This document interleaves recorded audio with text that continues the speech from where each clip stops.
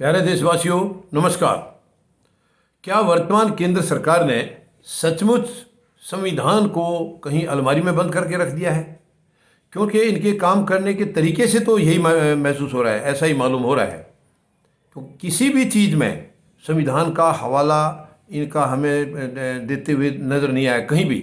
संविधान में बहुत कुछ लिखा है, बहुत कुछ लिखा है। बाबा साहब ने जो बनाया था वो सबके अधिकारों की वहाँ पर व्याख्या की गई है। हमारे क्या क्या अधिकार हैं, उनको कैसे कैसे लेना है, नहीं मिलते हैं तो उनके लिए लड़ाई कैसे लड़नी है, सब कुछ दे रखा है उसके अंदर। लेकिन मुझे समझ में नहीं आ रहा है वर्तमान सरकार का क्या उसका ज़मीर ये इजाज़त दे रहा है कि वो देश को अपने तरीके से चलाएं, अपने मनमाने ढंग से चलाएं, आरएसएस के एजेंडे के मुताबिक चलाएं। ये देश है, राष्ट्र है, ये राष्ट्र को राष्ट्र की भावना के हिसाब से चलाना है, देशवासियों की भावना के हिसाब से चलाना है। अब देखिए, किसानों को अपने अधिकारों को बचाने की, अपने ये जो किसानी को बचाने की जो लड़ाई लड़ रहे हैं, उस संघर्ष को आज 354 दिन हो गए हैं। 354 दिन से किसान संघर्ष कर रहे हैं अपनी किसानी को बचाने के लिए। और केंद्र सरकार को ज़रा सी भी इसकी कोई खबर नहीं है कि ये क्यों बैठे हैं, कहाँ बैठे हैं, किस लिए बैठे हैं, क्या पीड़ा है और इनकी पीड़ा का समाधान किसने करना है। देखिए, पीड़ा का समाधान उसी को करना है जो पीड़ा देता है। पीड़ा इनको किसानों को सरकार ने दी है, अपने आप इन्होंने नहीं ली है, सरकार ने दी है, और बिना मतलब से दी है, बिना कानून से दी है। उनका कोई अधिकार नहीं था ये पीड़ा देने का। सबसे पहली बात तो किसानों का ये जो खेती के जो कानून हैं वो बनाने का केंद्र को कोई अधिकार ही नहीं है। केंद्र को ये कृषि कानून बनाने का कोई अधिकार नहीं है, ये स्टेट का सब्जेक्ट है, यानी कि जो प्रदेश है हमारे प्रदेशों का सब्जेक्ट है। तो क्यों केंद्र सरकार ने इसको ओवरटेक किया, क्यों अपने दायरे को नाजायज़ तरीके से इस्तेमाल किया? सबसे पहली बात तो यही है, मानसिकता इसकी। तो इसमें साफ साफ जाहिर होता है जो केंद्र का अधिकार है वो केंद्र करे, और जो राज्यों का अधिकार है वो राज्यों को करने दें। और राज्यों के अधिकारों को केंद्र अगर छीनना चाहता है तो इसका मतलब साफ है, उनकी मंशा खराब है, उनकी मंशा में खोट है, और ये खोट साफ नज़र आ रहा है। और ये कहते हैं कि नहीं, हमने तो किसानों की जो है आय दुगनी करने के लिए बढ़ाया है। ये भाई, तुम्हारा कानून बनाने का अधिकार नहीं है तो क्यों बना रहे हो, क्यों दखल दे रहे हो बीच में? राज्यों की ज़रूरत क्या रहेगी फिर? अगर सारे काम केंद्र सरकार करेगी तो राज्यों की ज़रूरत नहीं है। आप कल को आप और भी कुछ करेंगे, राज्यों के बीच में और भी दखल देंगे, तो कौन बर्दाश्त करेगा? मेहरबानी करके ये हरकत बंद करिए प्रधानमंत्री महोदय, ये नाजायज़ हरकत है। ये हरकत आपको लेकर बैठेगी, यानी आपके अंत का कारण बनेगी यही हरकत आपकी। आप दूसरों के अधिकार में दखल क्यों देते हैं? और आपकी गलत नीतियों के खिलाफ जो भी देशवासी या कोई भी अपोजिशन का नेता या कोई भी अगर आपकी गलत नीतियों के खिलाफ, इवन आपका आदमी, आपकी खुद की पार्टी का भी अगर कोई नेता या कोई कार्यकर्ता अगर आपकी गलत नीतियों का विरोध करते हैं या उसके ऊपर पॉइंट आउट करते हैं तो आपको तकलीफ होती है, आप उसको भी देशद्रोही मानते हैं। ऐसा कैसे? क्या आप ही सही हैं? ये कहाँ का नियम, ये कहाँ का नियम बना दिया आपने कि आप ही सही हैं, बाकी सब गलत हैं? 140 करोड़ लोग गलत हैं, किसान भी गलत है, केवल प्रधानमंत्री महोदय सही हैं। आपकी सरकार को सही होने का तो मैं कहूँगा नहीं, क्योंकि सरकार तो आप ही हैं, सरकार केवल आप ही है, वन मैन शो है। वर्तमान केंद्र सरकार जो 7.25 साल से चल रही है, इसमें एक ही आदमी का अस्तित्व है, केवल एक, प्रधानमंत्री का।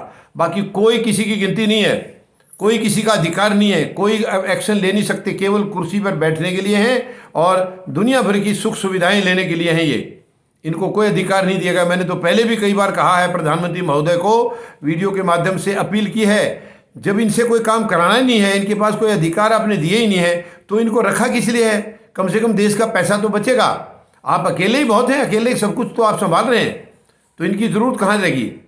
तो ये बड़ा दुखद है, ना ये कानून की किताब को जानते हैं, ना कानून जो संसद से पहले पास हुए हैं। ये संसद की अभी की मर्यादा को तो बार बार बोलते हैं, लेकिन पहले जो संसद रही हैं वो भी तो चुने हुए सांसद थे, वो जो नियम बनते थे वो भी तो जनता के लिए बनते थे। उन नियमों को आप ताक पर रखे हुए हैं। जो नियम पहले के इस देश के कानून हैं आपने उसको भी एक साइड में कर दिया, बाबा साहब के संविधान को भी एक तरफ कर दिया। आप ही संविधान हैं, आप ही सब कुछ हैं। ये कहाँ का नियम है प्रधानमंत्री महोदय? मैं पूछना चाहूँगा आपसे, ये अधिकार किसने दिया आपको? ये अधिकार आपको किसने दिया? और दूसरा जो टेन्योर आपका, ये तो तानाशाही का टेन्योर है, ये केवल ईवीएम से आप आए हैं। ईवीएम मशीन की मेहरबानी से आप आए हैं। जनता ने आपको नहीं चुना। जनता क्यों चुनेगी आपको? आपने क्या दिया जनता को? क्या करके दिखाया आपने? पिछले जो 5 साल का टेन्योर था उसमें आपने जनता के लिए किया ही क्या था? तो जनता क्यों चुनेगी आपको? सीधी सीधी बात है, आपको भी मालूम था जनता आपको नहीं चुनेगी, मगर आपको आना था, क्योंकि आपका एजेंडा जो आरएसएस का था वो अभी अधूरा था। देश की बर्बादी का जो एजेंडा आप लेकर आए थे वो अधूरा था। उसको पूरा करने के लिए आपको किसी भी हालत में आना था। इसलिए उस 5 साल के दौरान आपने काम नहीं किए हैं, कोई भी जनता के लिए काम नहीं किए हैं। आपने किया है केवल बर्बादी शुरू की, लेकिन वो पूरी तरह से हो नहीं पाई। इसलिए आपके पास फिर एक ही रास्ता था कि दोबारा से फिर 5 साल का टेन्योर आपको लेना है। उसके लिए आपने सभी संवैधानिक संस्थाओं को अपनी मुट्ठी में कर लिया। पता नहीं उनको डराया है। हालांकि ये बहुत ही गंदा उदाहरण है। संवैधानिक संस्थाओं के ऊपर एक बहुत बड़ा सवालिया निशान लगा है, क्वेश्चन मार्क लगा है। आप किस चीज़ की संस्था हैं? किस चीज़ की इंडिपेंडेंट एजेंसी हैं आप? जब आप इंडिपेंडेंट काम नहीं कर रहे, सरकार कैसे आपके ऊपर अपने नियम थोप सकती है? आपके जो अधिकार क्षेत्र हैं संविधान में दिए हैं, आपको संविधान के हिसाब से काम करना चाहिए था। सभी संवैधानिक संस्थाओं को ये मेरा बहुत बड़ा उनसे सवाल है कि आपने क्यों गुलामी स्वीकार कर ली सरकार की? संवैधानिक एजेंसियां अगर गुलामी स्वीकार करेंगी तो देश में तो तानाशाही आ गई है, और वही दौर आज चल रहा है। ये बहुत ही गलत हरकत है संवैधानिक एजेंसियों की तरफ से, बहुत बड़ा ड्रॉबैक है, ये बहुत बड़ी कमी है कि आपने सरकार की गुलामी को स्वीकार कर लिया। सरकार के सामने आप नतमस्तक हो गए, देश बेसिक बर्बाद हो जाए। ये बहुत गलत बात है, बहुत गलत बात है। आपको तो संविधान कम से कम देखना चाहिए था, आप लोगों को देखना चाहिए था। अगर केंद्र सरकार नहीं देख रही, प्रधानमंत्री महोदय नहीं देख रहे, तो आप तो जनता के प्रति आप जवाबदेह हैं। जितनी संवैधानिक संस्थाएं हैं वो सभी के सभी देशवासियों के प्रति जवाबदेह हैं। तो आपने देशवासियों की तरफ ध्यान क्यों नहीं किया? आपने केवल एक प्रधानमंत्री महोदय का ध्यान किया। आप एक आदमी के प्रति जवाबदेह नहीं है, 140 करोड़ लोगों के प्रति आप जवाबदेह हैं। आपको जवाब देना होगा। ये जो अत्याचार हो रहे हैं पिछले 7.25 साल से देश पर जो अन्याय हो रहा है, इसका जवाब सभी संवैधानिक संस्थाओं को भी देना होगा। जिसने अपने आप को सरेंडर कर दिया, अपने आप को सबमिट कर दिया सरकार के सामने या प्रधानमंत्री महोदय के सामने, उनको देशवासियों को जवाब देना होगा। क्योंकि ये तानाशाही, इस देश में कोई स्कोप नहीं है, कोई कंसेप्ट नहीं है हमारे पास तानाशाही का, उसके लिए कोई गुंजाइश नहीं है। यहाँ पर केवल प्रजातंत्र चलेगा। 7.25 साल से जो थोपा गया है ये तानाशाह तरीका, ये नहीं चलेगा, आगे नहीं चलेगा। और जो अब तक इस तानाशाही के तहत जो बर्बादी की गई है वो भी भरपाई की जाएगी, वो वापस की जाएगी। वो बीजेपी को उसको वापस करना होगा, प्रधानमंत्री महोदय को करना होगा। जो कुछ लूटा है आपको सबको देश के हवाले करना होगा। आप किसान के हित को आप देख लीजिए। 354 दिन से आपने संविधान की किताब निकाल करके नहीं देखी कि क्या क्या अधिकार हैं, अनशन करने के क्या क्या अधिकार हैं, आंदोलन करने के क्या क्या अधिकार हैं। जबकि आंदोलन की नौबत, मैं कहता हूं अगर रिलायबल सरकार है, जवाबदेह सरकार है, तो आंदोलन का तो नौबत आनी नहीं चाहिए। आंदोलन की नौबत तभी आती है जब सरकार गैर जिम्मेदार है, सरकार गैर संवैधानिक है, तभी नौबत आती है। जो तानाशाही तरीके से चलती है, यानी जो सुनती नहीं है, किसी भी वर्ग की बात सुनती नहीं है, तो उस वर्ग को मजबूर होकर के आंदोलन करना पड़ता है, जिसका अधिकार हमारे संविधान में दिया है।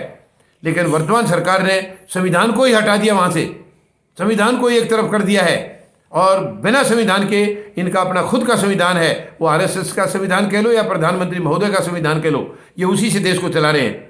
ये बिल्कुल लोकतांत्रिक नहीं है, देश इसको बर्दाश्त नहीं करेगा। मेहरबानी करके आप तानाशाही बंद करिए प्रधानमंत्री महोदय। ये देश अभी आपका इलाज करने की प्लान कर चुका है। ये धारणा आ चुकी है एक एक देशवासी के दिल में, मन में आ चुकी है कि ये सरकार जितने दिन रहेगी वो उतना बर्बादी करेगी देश की। तो जो बचा है उसको बचा लिया जाए। तो अब आपका इसमें सत्ता में रहने का जो समय था वो ख़त्म हो चुका है प्रधानमंत्री महोदय। अब आगे आपकी कोई गुंजाइश नहीं है। विधानसभा चुनाव के बाद आप किसी हालत में भी सत्ता में नहीं रहेंगे। हो सकता है आप उससे पहले ही बेदखल हो जाएं, क्योंकि आपके कारनामे हर रोज़ बढ़ते ही जा रहे हैं। आपने किसानों के दर्द को आज तक नहीं समझा। 1 साल होने वाला है, 1 साल होने वाला है, तो आप किसके दर्द को जानेंगे? किसान एक ऐसा वर्ग है जो सबसे ज़्यादा पीड़ा झेलता है। साल भर पूरे देशवासियों के लिए अन्न पैदा करता है, हर मौसम का सामना करता है, गर्मी सर्दी बरसात, हर मौसम का सामना करता है, लेकिन अपनी जिम्मेवारी से कभी पीछे नहीं हटता है। और आपने उस किसान को ही तड़फा दिया। 1 साल से उस किसान को सड़कों पर बैठा दिया, सारे दर्द दे दिए उनको। वो तो पहले ही अपनी ज़िंदगी में दर्द झेलता है केवल देशवासियों के लिए, और आपने उनको अपने स्वार्थ सिद्धि के लिए दर्द दिया है। प्रधानमंत्री महोदय, ये केवल 3 उद्योग घराने यानी मुकेश अंबानी, अनिल अंबानी और गौतम अडानी को आबाद करने के लिए आपने ये साजिश रची है। ये आपकी साजिश कामयाब नहीं होगी। आपको अब तक तो समझ जाना चाहिए था। जब 1 साल से किसान टस से मस नहीं हुए हैं और मजबूत होते जा रहे हैं, तो अभी भी आपकी समझ में नहीं आई है कि ये किसान नहीं मानेंगे आपकी बात, बिल्कुल नहीं मानेंगे, क्योंकि ये नीयत आपकी गलत है। आपकी नीयत में खोट है। आपके अंदर निष्पक्षता की भावना नहीं है, बिल्कुल नहीं है। आप जो है सरेआम पार्शियलिटी कर रहे हैं। ये नहीं चलेगा, बिल्कुल नहीं चलेगा। किसान आपको ये नहीं करने देगा। मेहरबानी करके संभलिए। तुरंत किसानों की जो पीड़ा आपने दी है, उस पीड़ा को हल निकालिए, वरना देश आपकी पीड़ा का हल निकालेगा। अभी आपकी पीड़ा का हल निकालने के लिए देश तैयार है। धन्यवाद। जय जवान, जय किसान, जय हिंद।